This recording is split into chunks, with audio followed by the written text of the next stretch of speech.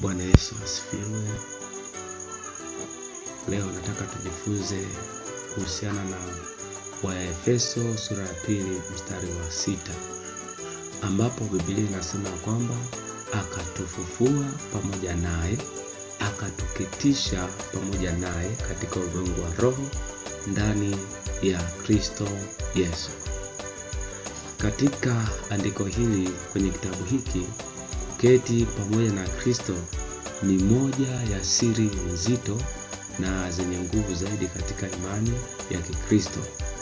Kuketi huku si jambo la mwilini, maana bado tuko duniani, bali ni ukweli wa kisheria na wa kiroho. Lakini hapa nitakueleza maana kuu tano za kuketi pamoja na Kristo katika ulimwengu wa roho. Maana ya kwanza, kukamilika kwa kazi, resti.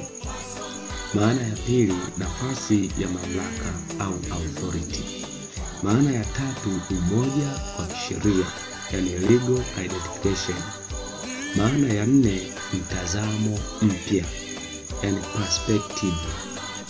Na maana ya tano na ya mwisho tutakayoangalia ni kuhamishwa kwa uraia, yani citizenship. Kwa hiyo tutaanza na maana ya kwanza hii ya kuketi pamoja na Kristo katika ulimwengu wa roho. Maana ya kwanza ni kukamilika kwa kazi. Katika utamaduni wa kibiblia, mtu aliyeketi baada ya kumaliza kazi yake. Makuhani wa Agano la Kale hawakuwa na viti hekaluni kwa sababu kazi yao haikuwahi kuisha kazi yao. Lakini Yesu baada ya kutoa dhabihu moja aliketi.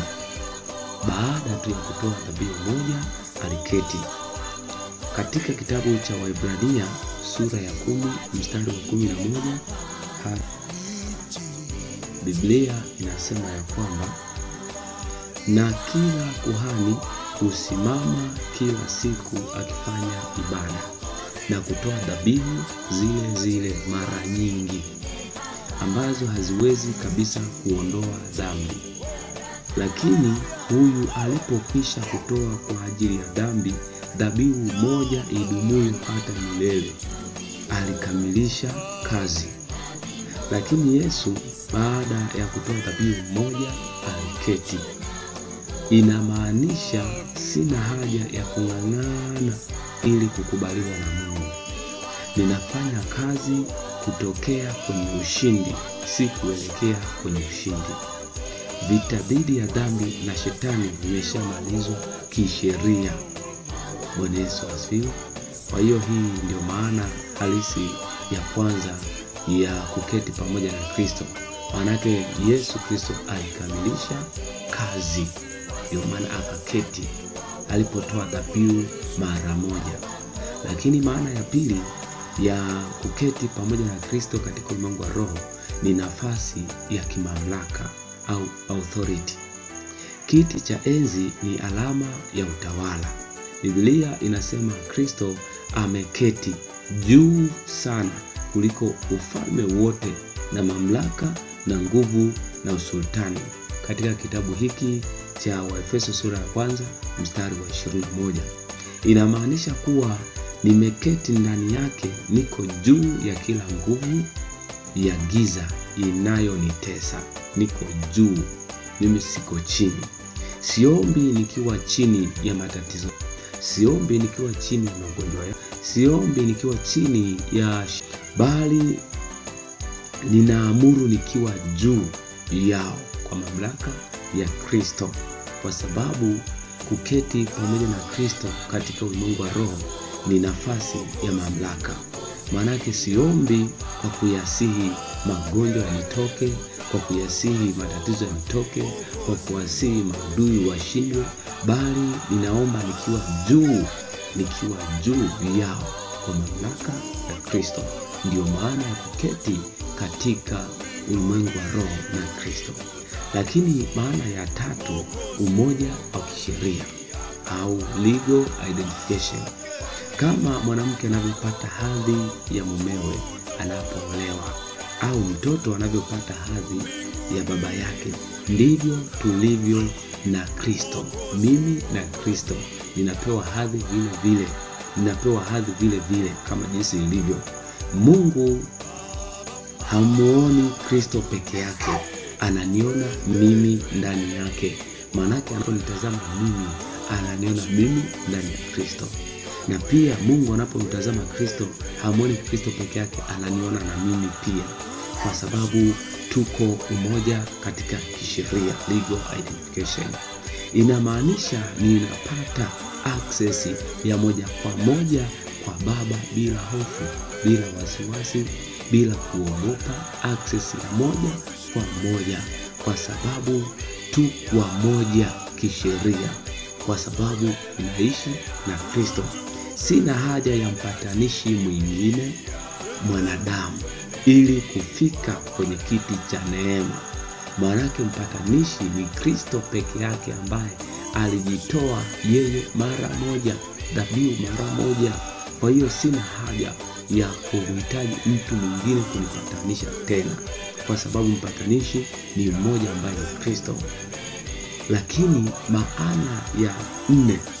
maana ya nne ya kuketi na Kristo katika ulimwengu wa roho ni mtazamo mpya au perspective. Maanake ninapoketi mahali pa juu, ninaona vitu kwa namna tofauti, sio kwa namna ya kawaida, si kwa namna ambavyo ninaona kawaida. Maanake ninatazama kwa namna ya tofauti, ninakuwa na mtazamo mpya. Nikiwa chini, mlima unaonekana mkubwa, lakini nikiwa kwenye ndege au mahali pa juu, mlima huo unaonekana kama kijiwe kidogo. Inamaanisha kuketi na Kristo kunanipa mtazamo wa kimbingu. Matatizo nayaona chini, milima naiona chini, shida naziona chini, maana mimi niko juu, mtazamo mpya. Lakini matatizo ya dunia hii, yani iwe uchumi, magonjwa, hofu, yanaanza kuonekana madogo mbele ya ukubwa wa Mungu aliyeketi mbinguni, ambaye niko naye, tunaketi naye. Niko juu kuliko yale matatizo yanayoonekana. Matatizo yanayaona yako chini, ni kama niko juu ya ndege. Huu ni mtazamo mpya. Lakini maana ya tano na ya mwisho juu ya kuketi pamoja na Kristo katika ulimwengu wa roho ni kuhamishwa kwa uraia au citizenship, uraia. Ingawa mwili wangu uko Tanzania au mwili wako uko mahali pengine duniani, anwani yako inakuwa ya kiroho imebadilika. Kwa mfano, mimi niko Tanzania, anwani yangu ya kiroho sio Tanzania, imebadilika, iko mbinguni. Hata wewe, hata kama uko Kenya, uko mahali popote, mkoa wowote ule, anwani yako haipo katika mkoa huo. Mtazamo unapobadilika, unapohamishwa uraia, manake unakuwa uraia mwingine. Kwa mfano, mimi ni raia wa mbinguni. Mimi ni raia wa mbinguni kama jinsi ilivyo katika kuketi pamoja na Kristo. Wafilipi sura ya 3 mstari wa 20 inasema, kwa maana sisi wenyeji wetu uko mbinguni, kutoka huko tena tunamtazamia Mwokozi, Bwana Yesu Kristo. Wenyeji wetu uko mbinguni. Maanake baada ya kuketi pamoja na Kristo, maana yake nimehamishwa uraia. Maanake mimi uraia wangu unasoma mbinguni, wenyeji wangu unasoma mbinguni, kama duniani ni mgeni. Ndio maana Biblia inasema kwa maana sisi wenyeji wetu uko mbinguni, kutoka huko tena tunamtazamia Mwokozi, Bwana Yesu Kristo. Uraia unabadilika. Uraia unapobadilika, maanake nakuwa kama nimehamishwa. Mimi ni raia wa mbinguni. Inamaanisha sheria za ulimwengu huu kama vile laana, mikosi au mifumo yote ya kidunia hazipaswi kuwa na neno la mwisho juu ya maisha yangu. Maanake mifumo yote haiwezi kuwa ya mwisho. Yaani kama mtu ni msemaji wa mwisho, mifumo hiyo haiwezi kuwa ya mwisho katika maisha yangu, kwa sababu mimi uraia wangu unasoma mbinguni. na ninatawaliwa na sheria za ufalme wa Mungu. Kwa hiyo ninatembea kwa kufuata sheria za mbinguni za ufalme wa Mungu. Kwa hiyo ninapoketi pamoja na Kristo. Hata mahali popote niwapo nipo na Kristo.